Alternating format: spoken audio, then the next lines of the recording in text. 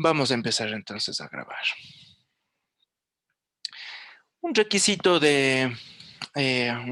formal muy importante que no podemos nosotros dejar al lado en cuanto al requisito formal de la ley, obedece precisamente al trámite de producción de esta, al trámite de producción de la ley. Y efectivamente que ese trámite tiene que tomar muchos elementos preliminares para determinar si es que esa futura ley está enmarcada en el ordenamiento jurídico y sobre todo tiene una base constitucional al respecto. Entonces, vamos aquí a decir ley y procedimiento de formación, ¿sí? Entonces, tomar en cuenta que es un requisito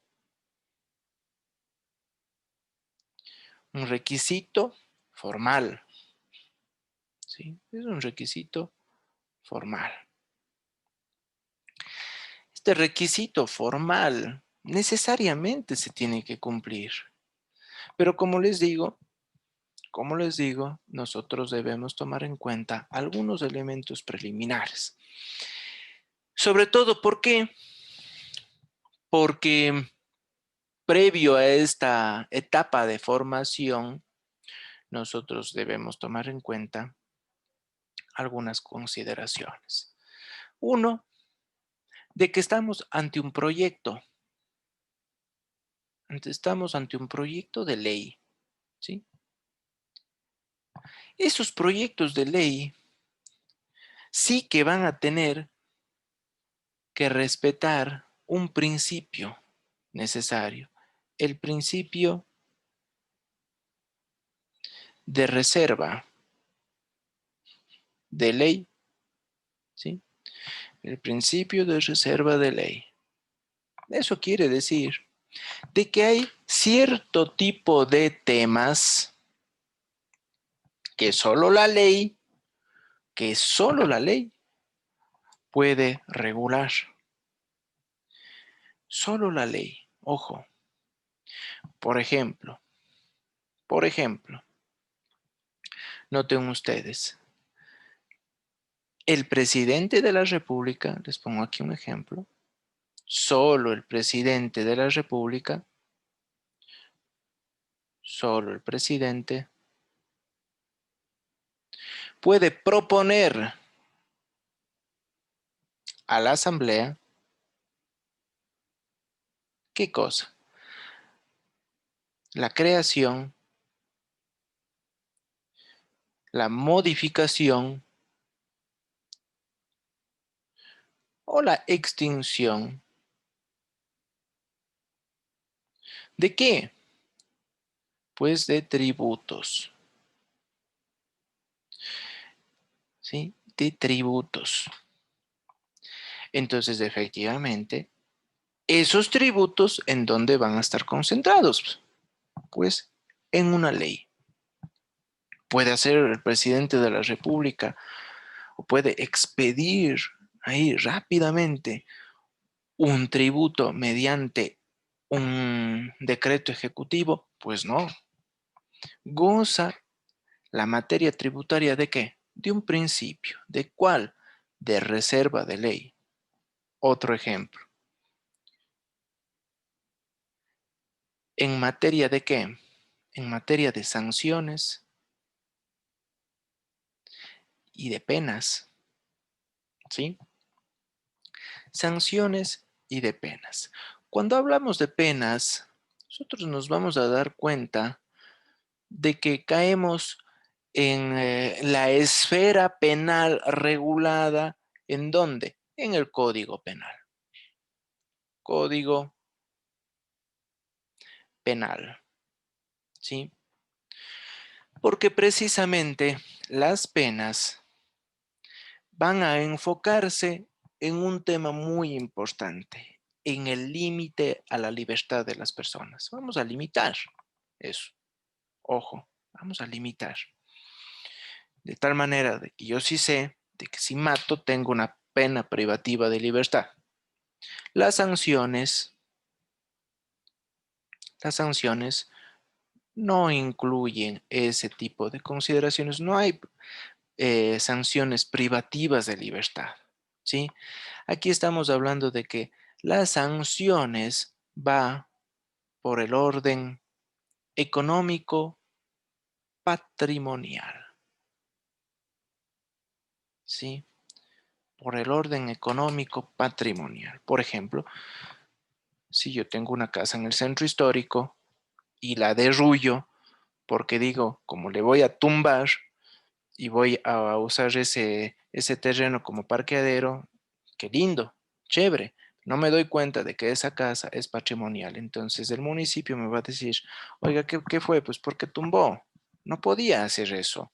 Entonces, obviamente, me van a aplicar una sanción económica, ¿sí? Una sanción económica. Afecta directamente. Me van a decir, tiene que pagar ahora sí una multa de $20,000, correcto. O un funcionario público que es destituido porque infringió ciertos procedimientos.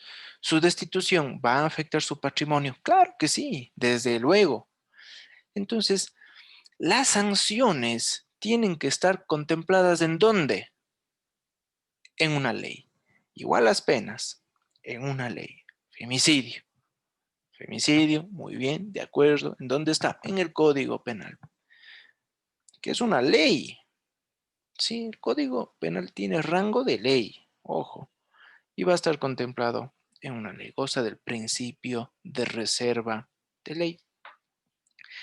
Entonces, en esa medida, esos proyectos de ley van a contemplar y van a respetar este principio. Ojo, van a respetar este principio de reserva de ley. A la inversa, pero ahora, eh, en una ley se puede incorporar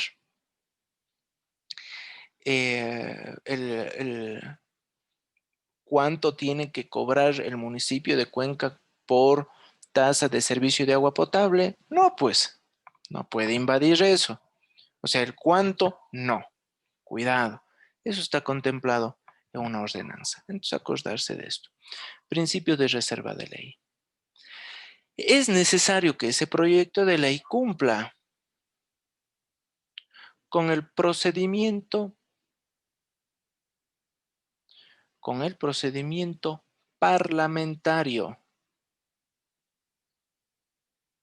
de rigor. Y sobre este aspecto nosotros vamos a trabajar el día de mañana, ¿no? El procedimiento parlamentario. Ese proyecto de ley tiene que tomar una forma, además. ¿Qué tipo de ley es? ¿Ley orgánica? ¿Es ley orgánica? ¿O es una ley ordinaria? ¿O ley ordinaria? ¿Sí? ¿Es una ley orgánica o una ley ordinaria? Entonces, tomen en cuenta de que eso viene dado ya desde el inicio, desde el proyecto de ley. Y tomen en cuenta de que el procedimiento parlamentario, ¿sí? El procedimiento parlamentario tiene que cumplirse, sea cual sea el tipo de ley, sea cual sea. Tenemos además que tomar y diferenciar, ¿sí? ¿Qué tipo de ley es? ¿Qué tipo de proyecto de ley es más bien? ¿Qué tipo de proyecto? ¿Qué tipo de proyecto de ley es? Ordinaria, ordinaria pura, ¿sí? Ordinaria pura, o por el otro lado, urgente. en materia económica. ¿Sí? Urgente en materia económica. En ambos casos, utilizaremos el mismo procedimiento parlamentario, con la diferencia de que la ley en urgencia en materia económica, ¿sí? El procedimiento parlamentario se sintetiza. Todo ese gran procedimiento que puede tomar más de un año, se sintetiza hasta en 30 días. ¿Sí? Esto está sintetizado. Porque de lo contrario, esa ley entra por el Ministerio de la Ley. ¿Quién puede presentar leyes en urgencia en materia económica? El Solo presidente, el ¿no? presidente, ¿no? Solo el presidente. Si es que no cumple los 30 días, entra en vigencia por el Ministerio de la Ley, se dice. Ya iremos viendo. El presidente, asimismo, nos vamos a dar cuenta que cumpliendo este procedimiento tiene una atribución, tiene un poder específico, tiene un poder. Y ese poder es el veto, ¿no? El poder de veto, que puede ser total o un veto parcial. Y ya vamos a ver los efectos del veto total y del veto parcial. Pero adelantándome, el veto total, como pasó con el Código de la Salud, implica que ese tipo de temas no van, o sea, primero, ese proyecto de ley queda casi durmiendo el sueño de los justos y no se vuelve a tratar ese expreso tema por más de un año, ¿no? Entonces, tomen en cuenta que prácticamente duerme el sueño de los justos, digo, ¿no? Y el veto parcial cuando hace observaciones directas y específicas al proyecto de ley que obviamente están ahí presentes para que eventualmente puedan ser perfeccionados en la asamblea. Pero ya vamos a ver esto. Pero tomen en cuenta, acordarse que lo esencial del el requisito formal, ¿sí? Es tomar en cuenta todos estos elementos, ¿sí? Respeto al principio de ley, cumplimiento del procedimiento parlamentario, ¿sí? Tomar en cuenta que el principio de reserva de ley, ¿sí? El principio de reserva de ley es fundamental para que desde ahí la propia ley, ¿sí? Incorpore una noción cabal de lo que debe ser este tipo de principio que a veces tratamos de pasarlo por alto. Sí, a veces tratamos de pasarlo por alto. Toda ley cumple su procedimiento parlamentario. Obviamente, para agotar el procedimiento parlamentario, nosotros debemos desentrañar y decir si es que estamos ante una ley orgánica o a una ley ordinaria. En el caso de la ley orgánica, nos vamos a dar cuenta que la propia Constitución ya nos dice qué es una ley orgánica. ¿Cuáles son los factores que debe reunir este tipo de leyes para que sean y adquieran la categoría de ley orgánica? ¿Sí? Pero además, nosotros tenemos que ver que el proyecto de ley es o el trámite ordinario público o una ley común y silvestre, ¿sí? O una ley que va a ser tratada con el carácter de urgencia en materia económica, cuestión que solo lo puede activar el presidente de la República, ¿no? Solo el presidente de la República puede activar esa, esa, ese instrumento de la urgencia en materia económica. 30 días, acordarse. y el presidente tiene el poder de veto, total o parcial. Bajo ese contexto, el día de mañana vamos a hacer qué pasa en esas etapas. Les iré comentando, ¿sí? Y deben estar muy atentos ahí, porque como digo, la formación de la ley tiene sus pasos muy importantes. Sea como sea, acordarse de que el procedimiento de formación de la ley está ahí presente para generar también seguridad jurídica, Y sea como sea, el procedimiento de formación de la ley, en el evento de que tenga éxito, lo que va a producir es una ley que concentre el principio de que la ley rige para lo venidero, ¿no? La ley rige para lo venidero, ¿sí? En el evento de que el producto final del procedimiento de formación sea ya una ley. Es importante, asimismo, me estoy olvidando una cosa, de que efectivamente sepamos que es ley orgánica, que es ley ordinaria, porque aquí esto aporta a la jerarquía normativa.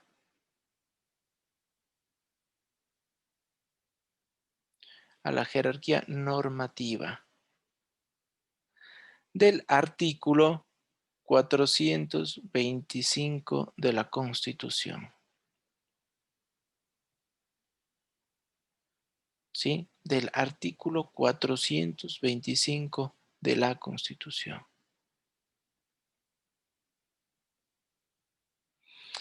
Esto es clave, ¿no? La jerarquía normativa es importantísimo entender. Porque si es que nosotros no sabemos si es que la ley que vamos a producir es orgánica o es ordinaria, efectivamente afecta a la estructura misma de la jerarquía. Porque la ley orgánica sí que tiene una jerarquía superior al de una ley ordinaria. Tiene una fuerza importante en esa jerarquía. Mañana quiero leidito el 425, les pediría, ¿no? ¿Sí?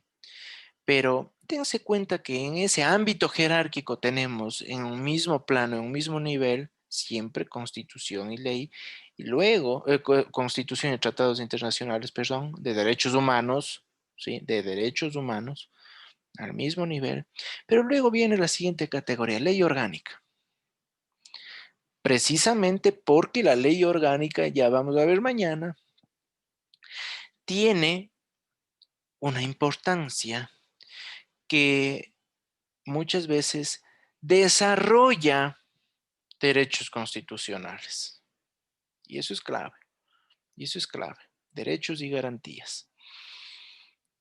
No así la ley ordinaria. Entonces, tomar en cuenta estos elementos. El día de mañana vemos ya el procedimiento de formación. Leído el artículo 425, entonces, Sofía, mañana. ¿Estamos? Acordarse. Tenemos artículo 1, tenemos artículo 226, tenemos artículo 82 y tenemos artículo 425 de la Constitución. ¿Estamos? Perfecto. Muy bien. Jóvenes, si es que eso es así, entonces terminemos por hoy. Nos vemos el día de mañana con estas cuestiones. Lean, por favor, lo que les he pedido. Gracias. Doctor, pase bien. Gracias. Gracias. Doctor. Gracias, doctor.